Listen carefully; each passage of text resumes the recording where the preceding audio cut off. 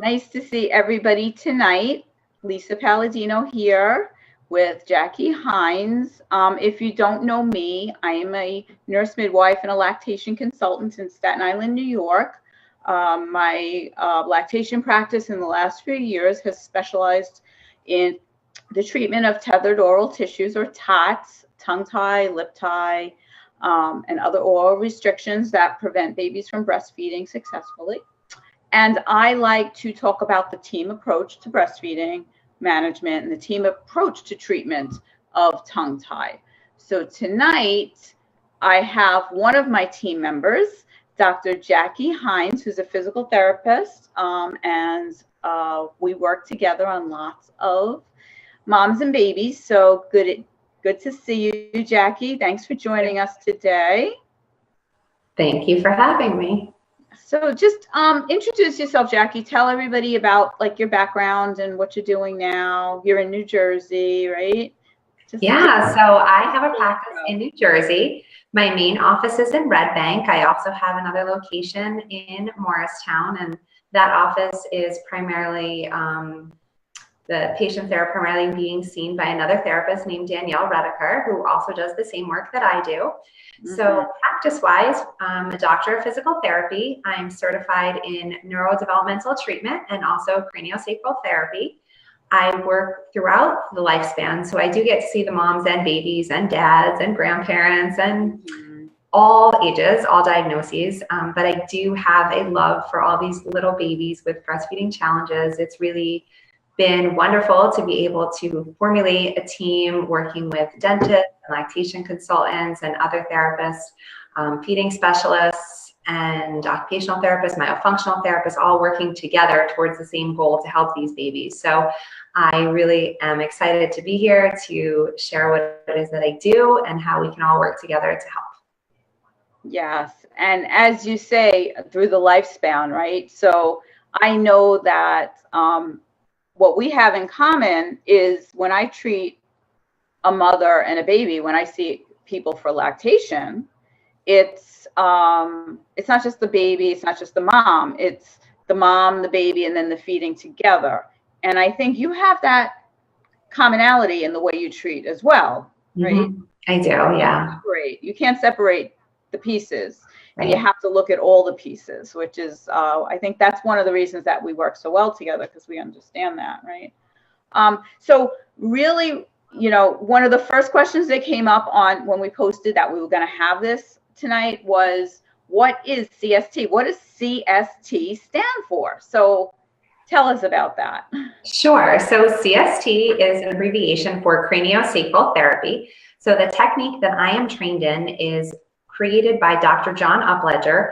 He was a doctor of osteopathic medicine, and the technique itself works on the craniosacral system. So anatomically, if you think, hold on, cranium to the sacrum, your tailbone, right? So here's the system. And then in between that is the spinal cord, and around the spinal cord is the dural tube. So there is a pump that will pump cerebrospinal fluid throughout this system. And as that's happening, it creates a rhythm throughout the body. So with this work, you're feeling for that rhythm, and also kind of just feeling what does the body feel like as that cerebrospinal fluid is moving. So that's going to impact blood flow also. So just kind of feeling that in the body and going from there as far as regulating and balancing that system to improve function and quality of life. So with the work that I do, I'm looking at muscles, bones, tissues, and fascia, and all of that kind of as one, not one system, but how they interrelate with one another, and how if one thing is off, how it can really impact function overall, kind of how they interconnect. And so craniosacral is kind of looking at all of that together and really using very gentle, light touch to really achieve a balance to improve function of, basically the craniosacral system, but that's encompassing cranial nerves and spinal nerves. And as I said, the tissue and the fascia and the bones are kind of all part of it. So it's sort of the epitome of holistic care, because you're looking at the whole body, right? Yeah. Just one thing, can you just make sure that your volume is off? I'm not sure if I'm hearing a little bit of an echo in the back. I don't have any volume on. Okay. Yeah. All right. Just making sure. These things are so fussy here. All right. I think I fixed it. Okay. So we have lots of people joining us. I want to say hi to Nancy, Danielle. Thanks for joining us. Nancy's one of our team members too, right? Nancy Calamuso, we collaborate with. She's a great feeding therapist, speech language pathologist, and I'm glad she's here tonight watching. And hopefully she'll be on with us on one of these tongue-tie experts videos soon, right? So tell me, Jackie, when do you like to see babies? Is it something that we should be recommending for babies regardless of what's going on? Like, can you know, what do you do for a newborn that would set them up for good function, you know, even if it doesn't seem like anything's going on? And then we'll talk about problems, but for now. Right. So when you think about the birth process, a lot is happening, right? So, you know, in the ideal situation, you know, what we were designed to do is to have babies naturally, no interventions, no medications, and to have these beautiful vaginal deliveries that everything is just great. The baby comes out and feeds. I will say that most of the time, that's not what I see in my office. It doesn't mean it's not happening. It's just there seems to be a lot of different things that can happen during that process. As I said, it could be that there wasn't there was medication, that the mom was induced, that there was some kind of birth trauma, and I'll kind of leave it open because a lot of things can be traumatic. So what we're doing is we're working on the central nervous system, right? So the brain and the spinal cord, you know, working on that nervous system. When you put your hands on a baby, you can feel if their little bodies are in fight or flight. You can feel that trauma in your hands. So I would say if there's been any kind of traumatic birth, or if during pregnancy the mother was really stressed or was any really emotional event, this work would be really helpful for those babies that underwent any of those situations. But even if your baby did not have any big event or any traumatic birth, this work is still really great. So when you just think about positioning in utero, a lot of times when the babies are positioned in utero, they're not positioned, I don't want to say ideally, but a lot of times she's really big, not a baby. She's been with me for the last 10 years, so forgive her appearance. She's a little bigger than her. But what can happen is if the baby's been positioned in utero like this, the baby will sometimes come out like that, right? So you start to see those tension patterns that start in utero that carry over into the earth side, you know, and the newborn.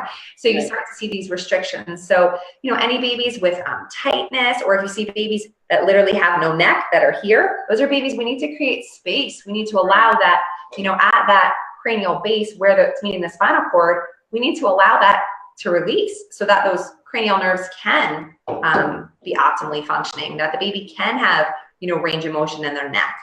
I don't know if I'm answering your question.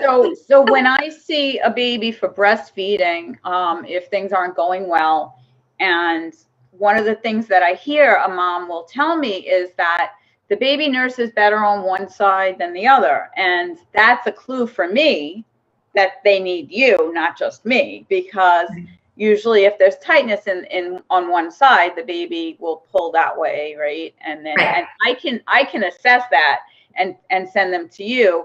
And people often say to me, well, what exactly does she do? And I just say, well, you know, it's magic.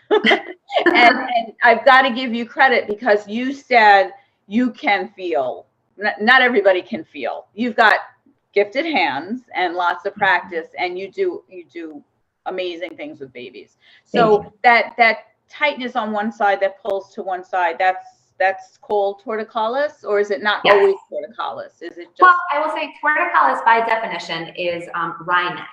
So it usually would mean that a baby, if they're like this, that they would have limitation with side bending the opposite way.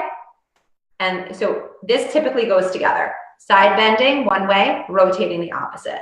right? So that would mean this was limited. So when we talk back about feeding, usually if this baby was tight here, and then you think about cross cradle, I would bet this baby would not be so happy this way, right? Because this way, you're kind of holding them and feeding them, and they get to be in their tight position.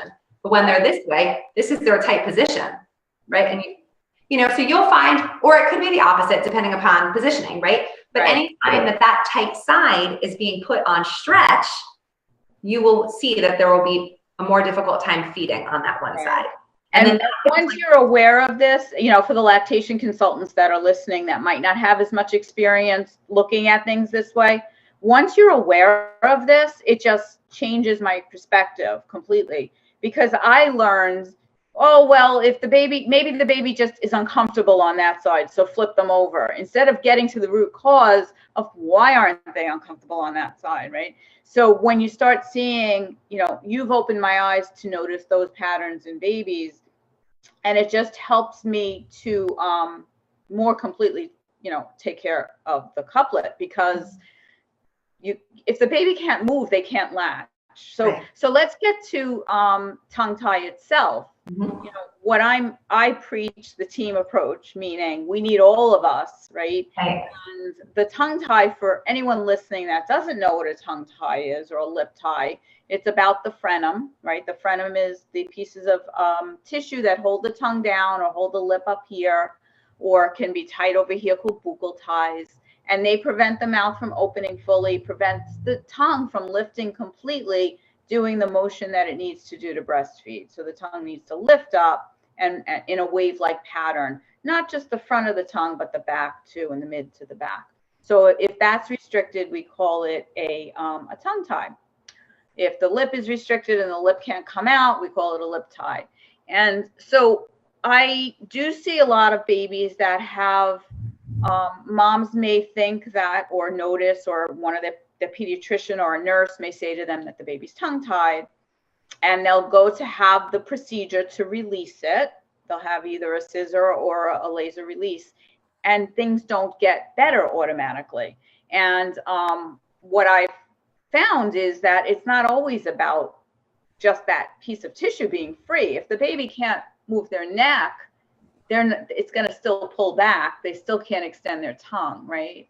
So is this, you know, I'm talking about Bodywork from my perspective, but you explained to us a little bit better, I think. But first, I want to say hi to Sarah and Alyssa, who's saying that she loves Dr. Jackie. Oh, thank you. Hi. Watching, it's great. If anybody's got questions, you know, please post your questions, comments, heckle us if you want. So, yeah, so from my perspective, that's my perspective about, you know, what the tongue tie release does and why CST can help, and why I like to have a baby have a few treatments before the procedure to make sure the procedure is needed. Can you expand on that? Yeah, absolutely. So I'm big on looking at structure, but also function. So again, when babies are coming to me from lactation consultants, they're coming to me because they're having trouble feeding. So we already know that there is a functional limitation, right? So depends on the situation. Sometimes we'll work together, Lisa or other lactation consultants and I will work together and we'll say, you know what, this baby has got to get this tongue done immediately. Right. Even though there's tightness, this baby needs to feed. And, you know, there are those situations. It's not a cookie cutter approach. Neither one of us or any of the other practitioners that work on our team or work on my team, nobody treats that way, which is really great. You know, everything is about what is going on for that mom and that baby. However, just to give generalized kind of what I'm looking for. So a baby comes to me, they're having difficulty feeding. I'm going to look at what does the baby look like? Like I was saying, is the baby positioned here? Is the baby here? Is the baby here? You know, do I see asymmetries in the face? What does the head look like? Where is the jaw alignment? You know, where is the jaw lining up? What does the baby feel like? What do I feel in my hands? Is this a baby that I feel like when I put my hands on this baby, is this baby totally feel like this to me? Doesn't mean they look like that, but is that what they feel like? Is there just this torsion in their body? You know, twisting like this? Is there I'll go back to my skull. Is there compression here? Was this a baby delivered via forceps or vacuum extraction? Because that will change. Many vacuums lately, right? Yeah. So that will change everything, you know, and then just structurally talking about the tongue tie, right? So forgive this baby for not having a real tongue or mouth, but if you imagine right here is the root of the tongue, right? So if you imagine that this is tight, it's going to pull this jaw into a recessed posture. So if your jaw is lining up like this, there is no way to get ideal lip closure for feeding on a bottle or on the breast. Right. So again, I don't know if we have said it already, but it's not just a breastfeeding issue. It could be bottle feeding in general, honestly. But if we're talking about infants, you know, we have to get this aligned for good lip closure. Otherwise, you're going to have a slew of other issues, which I'm sure we can speak about. But so I'm looking at that, you know, what does that look like? And then orally, I'm assessing, you know, what is going on? And I think our assessment is similar, but, you know, we're looking at the same things just a little bit differently. So I'm looking at what does the tongue mobility look like? What does elevation look like? What does lateralization? How does the baby move their tongue to the side? So elevation up, lateralization to the sides. What does under the lip look like as well? And what do the cheeks feel like? Is there mobility or is there restriction? So a lot of times I'm seeing where there's babies with torticollis that are restricted on one cheek and not the other, right? So you start thinking about all this fascial development and muscular development in utero, right? This is all starting in the first trimester when the palate is forming and the tongue is forming. So these restrictions have been most of the time in utero, right? So there are these tension and fascial tightness patterns and torsions that you're going to feel as a result of these restrictions. So again, I'm just looking for that and feeling for what does this baby feel like and how can we, you know, gain more length, improve range of motion, improve oral mobility, you know, from a PT perspective. So I'm also a physical therapist. So I kind of combine my physical therapy skills with my craniosacral therapy skills. So I kind of meld the two worlds together. So, you know, at home, I like to give parents programs that are, you know, a lot of PT stuff like posture and positioning and stretching and strengthening and, you know, anything that they can do at home, you know, before they go in, you know, and then if they choose to have a revision, you know, what can they do after, you know, and again, that's usually, again, a team approach because they're going to get recommendations from the doctor that's providing the actual frenectomy. They're going to get advice from the lactation consultant they're working with. And then usually they're going to get advice from me. And we try to all work together, you know, to respect one another and to share kind of what we are all doing and to check in with that family that they understand what they're doing. Right. Just when you were talking about the jaw, right? And you showed that little model, and I'm thinking for those of us who are lactation consultants or nursing moms, you know, I always say, you know, this is the breast and the chin has to be in and the nose out. That's difficult to do for some babies, right? Because if their chin is really recessed because it's pulling back, it's difficult for them to put their chin in and their head back. And also, I have a very untechnical term for the, you know, the tightness here. I tell the parents they have football shoulders, right? So, you know, and those babies, you know, a way that parents could tell is if they touch, the baby will cry. They have so much tension in here. And, you know, us adults have it too. So you treat adults too. And I know because I've been lucky enough to have treatments from you. But that football shoulders, the tenseness, more tight on one side or the other, and not being able to put the head back, that's all going to prevent a good latch, right? A good positioning even. Absolutely. You know, so it's so important. And yeah, we are so blessed to work on a team together and to have other members of the team, depending on what we need. Obviously, you know, the person who releases the ties, other lactation consultants, and if we need older kids, speech language pathologists, or if we're getting to a point where, you know, we need a feeding therapist because my tricks aren't working, my breastfeeding, my lactation skills aren't working, then we call in bigger guns, right? So we're very, very lucky that way. So can you tell us exactly, not exactly, but give an idea what exactly you do in a treatment? Like, what does it look like? Does it take a long time? Is it an active thing? Does the baby have to be awake or asleep? Like, how does that usually look? Sure, absolutely. So the first session, we're going to start with getting a little bit of history, right? So I want to know, what was pregnancy like? What was labor and delivery like? Again, from the things that I said, I just want to know kind of what this baby experienced in utero and, coming earthside. How did that go? Was there any complications? And then what has feeding looked like? So just getting from the family, what has happened? Were they able to breastfeed right away? Is that a goal that they have? Some people will come to me that the baby is bottle feeding and they're pumping. Some people will come to me, they will be using a nipple shield, or they'll come to me and they'll be on formula. So I get, the whole range. I get combinations. So getting kind of what is the baby doing? And then also, what are the family's goals for therapy? Because that to me is really important. It's not what my goals are. I mean, obviously my overall goal is to help, but I tell people I want to help you in the way that you want my help. Right. It's not my goals, it's your goals. So I try to be very supportive and try to achieve the goals that the family has shared with me, what they're hoping to do. So with some of the examples I gave, some of the things are, some people will come to me, as I said, being bottle fed on formula. That's what they want to do. Some people will come to me using a nipple shield and they're okay if they're on the nipple shield. They just want it to be easy. So again, not everyone's goal is to be, full-time breastfeeding on the breast, so it's just figuring out, where people are, meeting them where they are and helping them to get there. So getting that information is really important to start our relationship together, just so I know, where we're heading.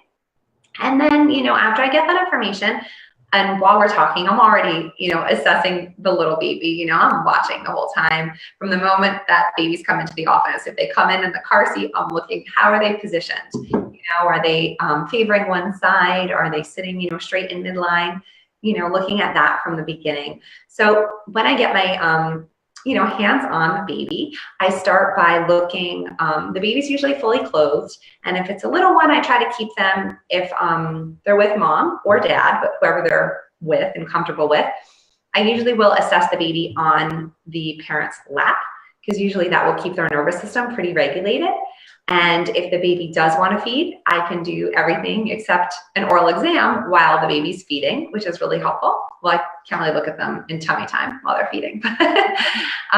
Overall, most of what I can do can be done while the baby's on, the parent's lap or feeding.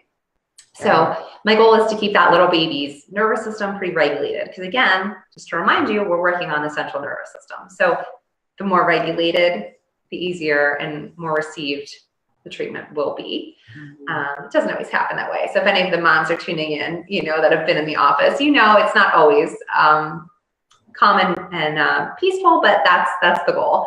So I can treat positionally with the baby on mom in a chair, or with baby on mom on the table. As I said, feeding, that they could be sideline, they could be supine, they could be sitting in the chair, it's whatever works.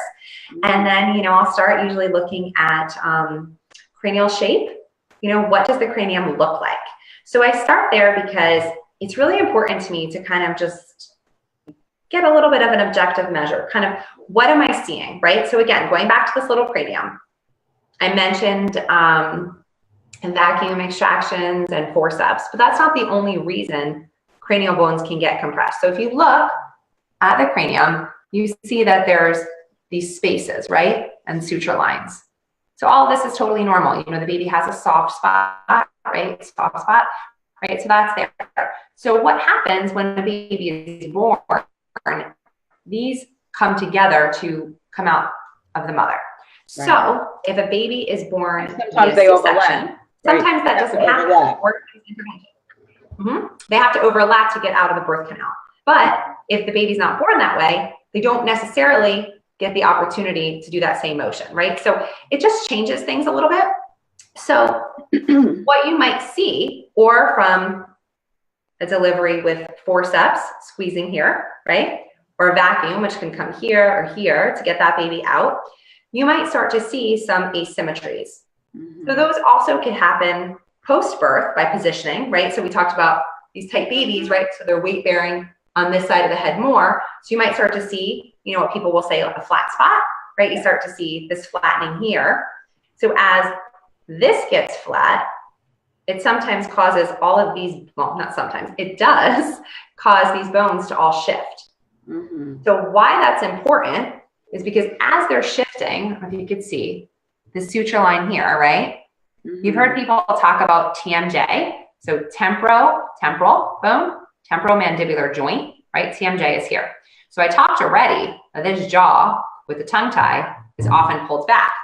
Now, if you add that this temporal bone and parietal bone and frontal bone are all getting compressed from a baby weight bearing in this posture, you can see how anatomically and structurally you're setting this baby up for challenges.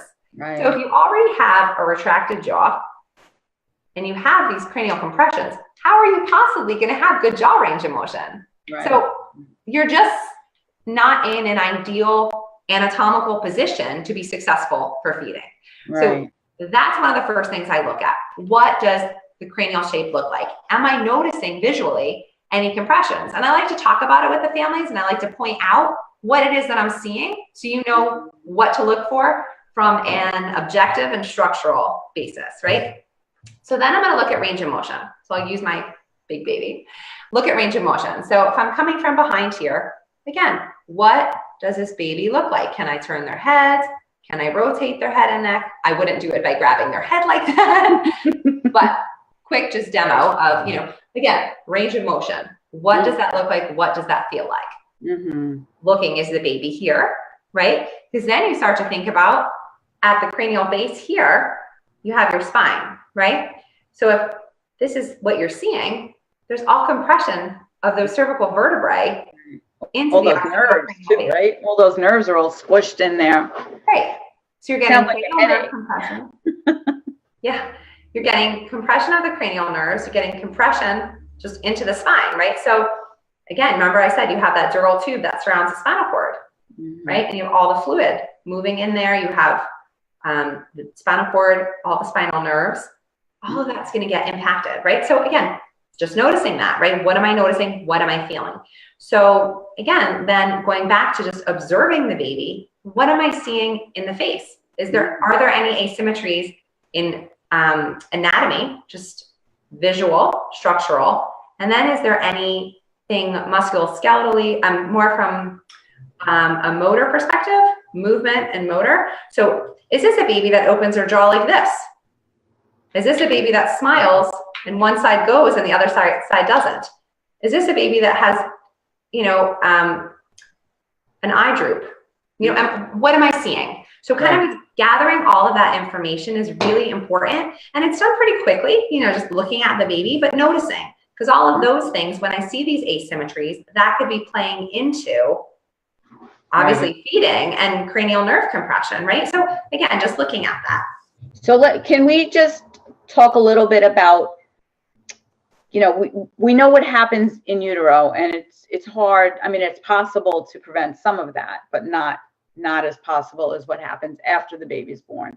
So let's talk about a little bit about what parents can do with their babies to help them get better range of motion from preventing further compression on one side or the other, or you know, the inability to move in certain ways because of, you know, what we like to call baby buckets, or the restrictive ways that babies are sleeping or being held. Do you think that makes a difference? I mean, we know tummy time, we love putting our babies on the belly. We both encourage that. But how much of a difference can that make to a baby who's having difficulty? I mean, it is huge. You know, where the baby is during the day is also something I talk a lot about. You know, when people are like, oh, I hold the baby all day. I'm like, that's great. You know, I'd rather that than you tell me, oh, the baby's in the swing or the rock and play or whatever equipment. Being on you or on the floor is really my choice of places to be. I don't think a newborn baby needs to be on the floor, but I also don't think they need to be in a car seat or a rock and play. Right. So when I also work, I want to just backtrack a little bit. I don't just work on the head. So I know cranial, people think it's just the head. So it's important to look throughout the body for these tension patterns. So I'm just going to speak about the rock and play because anybody who's come to my office knows I really don't like them. Sorry, Fisher-Price did not design them for sleeping. They have said that, but often people will use them for sleeping. They should not be used for sleeping. And in any of the buckets, like Lisa said, or positioners or any of that, you need to look at what does the baby look like. Because if the baby is in something and they are like this, sleeping, you're shortening this area from here to here. They're getting muscular tightness here, potentially scoliosis, but I won't go that far. Muscular tightness here. Their hips are like this. Their neck is getting shortened here. You're going to get tightness throughout the chest, neck, and possibly upper extremity. So sometimes these babies will have difficulty reaching, right, too? Because they're positioned like this all day in these positioners, right? So even if you just, back to just treatment, so I'm working the whole body. So I'm going to release any of these musculoskeletal restrictions and anything I feel along the spine through very gentle touch. So I don't know if I said this, but the amount of pressure that is used for a baby, with an adult, it's the weight of a nickel. With a baby, it's even less. It's a few grams. It's, you know, until you feel it and you actually feel change in your body, it's hard to believe that it can do something. So I tell people it often looks like watching paint dry. There's not going to be any big event that happens when you're watching. There are big things happening, but you're not going to, it doesn't look like much. It will look like this. It will look like this. Touch that releases the pressure or releases the tension. Yeah. So working on, with a baby, it's all decompression, you know, decompression, trying to lengthen, trying to soften, trying to create space. That's really the goal. So, you know, with buckets and positioners and any of that, it does impede function and development because you're feeding into those tension patterns that I just mentioned. So even if this baby that comes to me does not have torticollis, but they just feel tight, I still am not recommending, you know, you put your baby in something for 8 hours a day. It's just not ideal for posture and positioning and alignment. Right. So I'm just on a live presentation. Thanks. Sorry. So with posture and positioning. So when we talk about the buckets, what I mean by that is the car seats, obviously. Yeah. And car seats are meant for babies that need to travel in cars. Do you want to take a break? Is everything okay? Yeah, it's okay. I know you're in a shared conference room, right? Yes. Thank you to Nancy, your salads are here. Yeah. So the bucket, I call it a bucket. Those of us in the field call it a bucket. We mean a car seat. And a car seat is necessary for the car, but it's meant for the car. It's not meant for all day long, right? I mean, and the other thing about that is that what I see parents report to me is that babies who have a lot of tightness and restrictions and tongue tie have a harder time being in that car seat than other kids. Right, because they want to pull into those comfortable postures and patterns, and it does allow them to sort of get there, but not fully. Yeah. So so I will say to parents, when you're putting your baby in the car seat or in any kind of positioner, what do they look like? Because you want them to be in midline. You don't want your baby in the car seat like this. Right. So I tell people, technically, you can't add anything to the car seat. So you can go to a baby store and you can see what they have in the way of positioning. But a lot of times it'll be here. So the baby's already here. So I will say for my own children, I would put a little rolled washcloth in there. Technically, I can't give that advice to you. I would say that's what I did for my kids. Right. But you want to figure out a way with a safe, legal, appropriate positioning, device or support to keep your child's head in midline. So I don't care if there's two people in the car and you're sitting next to the baby and you're literally putting their head in midline. Especially when your baby's tight, you have to figure out how to limit the time in the car seat and how to align them properly in the car seat. Right. I'm also going to say, just in general for childhood development, being in positioners and being constantly not on your tummy, on your back, you know, with the whole advent of the back to sleep program, development has actually been slowed. So the actual norms that people are given, even for walking, will say it used to be 12 months. I'm not that old. When I was in school, it was 12 months, and I've watched it get pushed back further and further. And now it's 12 to 18 months, or, you know, people aren't worried until the child's almost 2 if they're not walking. Wow. But it's because structurally things are developing so differently now. Because these babies aren't given as much time on their tummies. People are afraid to put their babies to play or to sleep on their tummies. But a lot of times, again, when people come to me, they tell me, oh, they only like tummy time for like a minute. So I would say we're going to work on it. You know, work on it. If they like a minute, do a minute 20 times a day. And it can be, when they're little, it can be on you. What the whole point is with tummy time is lengthening. So these babies were in utero, all flexed up, and we need to get them length. And again, adding back to this little baby, right? We need to get length so that they could feed. So they can all this to come forward.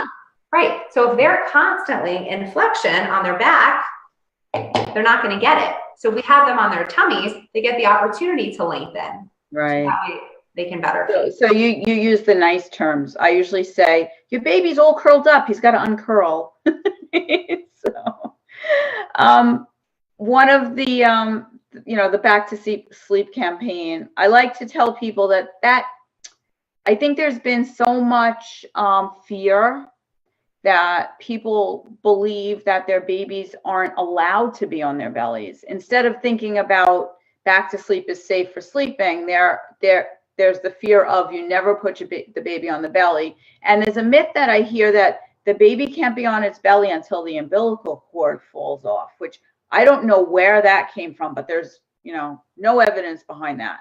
Right. I never talk against a safety campaign because I have a license to protect. But I will say what I do tell my patients is back to sleep when you're not watching the baby. So if you're putting the baby down and you're going to sleep, that's one thing. Back to sleep for sure. But supervised naps in tummy time are safe. So if you have a bassinet or a cradle in your living space, no fluffy pillows or blankets, flat surface, baby can be on the belly. If you're up and around and you're watching, and there's people making sure that the baby's safe. Again, no stuffed animals, no sleeping on sheepskins with the face down. That's where the Back to Sleep campaign came from, because people weren't being smart about how their kids were sleeping. So if you have a little bit of common sense, it's okay. Because this is the first generation of babies that's sleeping all the time on their back. Right. And again, you start to see the difference. The flat head. And right. I'd love to give a little plug about helmets and flat heads and cranial. Yes, please. If you see a baby in your practice, or if you're a mom and your baby has some cranial asymmetries, some flat spots on their head, please, please, please, please see a physical therapist or a craniosacral therapist to try to help with the head shape before getting a helmet. Yes. I know it seems like the helmet is the easy fix, but if you imagine wearing a hat on your head for 23 hours a day, or a headband or a ponytail, it's really a lot, and it can really impact the cranial membranes. Cranial membranes, the brain. Mm-hmm. You have compression. You are compressing to decompress, right? So that's the point. You want to push this side so this side pops out. You're working to reshape it, but it's with constant pressure. I know the pressure is gentle, but I urge you to please, please, please find a pediatric craniosacral therapist or a physical therapist to work with, if whoever is in your area, occupational therapist, someone that can help you with posture and positioning and trying to, help with range of motion, improve positioning, improve cranial shape before you have to do something like that. Because this work, I'd like to even go one step further, because what I hear is my pediatrician said the baby's head is getting a little flat, but it's not bad enough yet for a helmet. And that makes me I just want to cry. Right. So we're not going to do anything until it's so bad. Right. So early right. So it never gets to that point.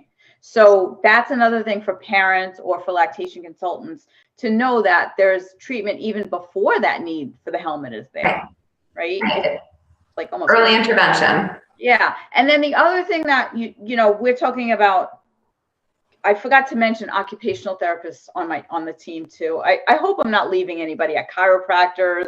You know, I didn't say chiros. I work with a lot of chiropractors too, and they're really great. And there's so many people on the team that I can't, you know, I often just don't mention, you know, of course, the pediatricians who are awake and the OBs, midwives. But I just want to, you know, find out like how, if somebody's not, you know, we have people watching from all over the world, which is pretty amazing, all over the United States too. So if somebody wanted to find a craniosacral therapist for their team, how would they find one? And is there a difference between someone who also has another degree? I know I feel comfortable referring to you even before I knew you and I knew of your work, because I knew you were a physical therapist. And there's not every CST is, right? Is that true? So I think it's important to do your research in your area, just like you would any provider, and look for somebody that has training in pediatrics, that they've worked with these kinds of babies. I'm trained, as I said, through the Upledger Institute. So if you went to the Upledger Institute's website, you can find a practitioner there. So you can look them up. You can see what their background is educationally, and you can see what courses they have taken. So there is a pediatric course. There's a 1 and 2. There is conception, pregnancy, and birthing class 1 and 2. And the Institute's actually working on a pediatric certification in addition to the technique certification. So that would be good also in the future, down the road, for people to look for somebody that has done that certification. It's not available yet though. And I would say, you know, like you said, you can be many different things. You can take the cranial courses with just a license to touch. That's all you need. So again, I would just explore who is in your area, build relationships, educate one another, share what you do.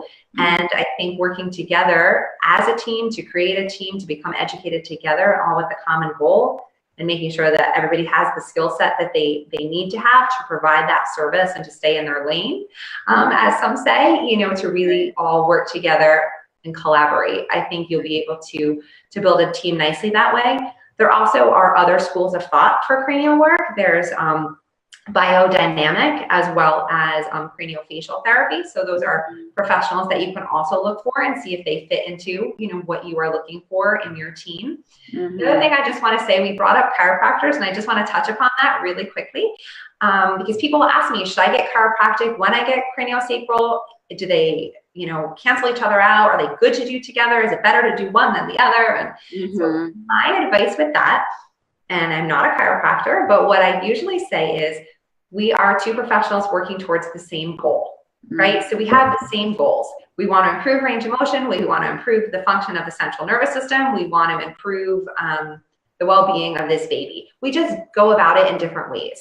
So I'm also looking at, you know, muscles and fascia, where their primary treatment is on bony alignment of the spine to improve, you know, function and well-being. So again, same goals, just different ways to get there. So the chiropractors that I have worked with, I think we work really well together, in each kind of, you know, doing our part in the team approach. And I think that it has been really helpful. I will tell families, I don't think that you should do the treatments on the same day if possible. That way you can see how your baby does after the work. So just to expand on treatment protocol, there is no protocol. So it's very individual, right? Yeah, so everything is individualized. So there's no set day and time and space between appointments. There's nothing set in stone. It's all a conversation. So I think it's a matter of kind of what comes up in the evaluation, what, you know, the family's needs and desires are, and what we're seeing as a result of treatment. That kind of dictates how is function changing. That will dictate, you know, treatment recommendations as well. So I will say, for me in my practice, I treat all the patients that come into my office for an hour. I don't think shorter treatments are really ideal. I think it's important to allow the hour, you know, for us to kind of get where is the baby functioning right now, what's going on, and then working on that baby and, you know, allowing for time for discussion, education, hands-on training, allowing the baby, if there's a diaper change or to feed or to change rooms, you know, just seeing what comes up. I just think it's really important. And also sometimes if the family is open or desires, kind of working on mom and baby together, or even dads, you know, even just to let them know this is what I'm doing, you know, putting my hands on so they can feel it. So I do treat for an hour. And as far as, you know, a frequency, if I had to give an answer to that, I would say oftentimes it's one time a week for a few weeks in the beginning, you know, and we talked about in the beginning, but I don't think I fully answered you. You asked me about babies coming to me before, and kind of what that looks like. So if the babies come to me before, I do think that it is really helpful to get them in a better place to have a frenectomy, right? So if we can create more space, if we can create space here and improve neck mobility, we might see this improve a little, you know? And also we might see the jaw opening a little bit better, you know? So to some people, that's enough and they're happy and feeding is fine. Did it make a tie go away? Not necessarily, but if they're functional, it's the decision of the family what to do with it, you know? But if a baby is going to have a release done, it's helpful because it puts things in a little bit of a better position, right? So, you know, sometimes if you have orthopedic surgery, it's recommended have physical therapy first and have physical therapy after. It's the same kind of thing. You know, you're loosening things, you're getting things lengthened and strengthened and in a better position to receive the frenectomy. And then afterwards, usually it's a shorter duration, you know, for a good outcome, right? So a lot of times I don't see babies until after, and that's fine too. You know, so at that point, again, we're looking, you know, to improve feeding, function, and development through some of the ideas that I shared before. Yeah. So a couple of thoughts came to me as you're talking. You know, there's such a thing as reattachment that happens with some babies. And it's been my experience and the experience of other IBCLCs that I collaborate with or network with, that babies who have had craniosacral therapy before the procedure seem to have less reattachment. Now, there's no research written on that I know of, but it just seems to be a trend that we're seeing. The other thing that I know is that sometimes babies appear, like after the release of the tongue and the lip tie, they'll seem to be better right away. And then like maybe 2 or 3 weeks down the road, things start to tighten up again. And I say tighten up again, but parents will come to me with complaints of, you know, concerns around the things that they went for the procedure for. Like if the baby was spitting up, now this baby's spitting up again and it had stopped, or the latch hurt and it was better and now it's starting to hurt again.